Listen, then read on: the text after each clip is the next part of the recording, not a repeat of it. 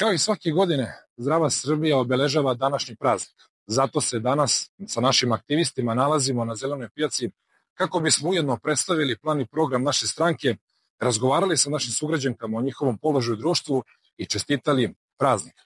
Da Obrenovac zaista sija, činjenica je ta da naše drage sugrađanke svojim nesebičnim radom doprinose razvoju našeg društva.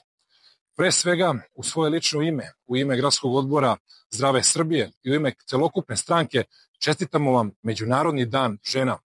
Poštovane koleginice, uvažene sugrađanke, srećan vam 8. mart.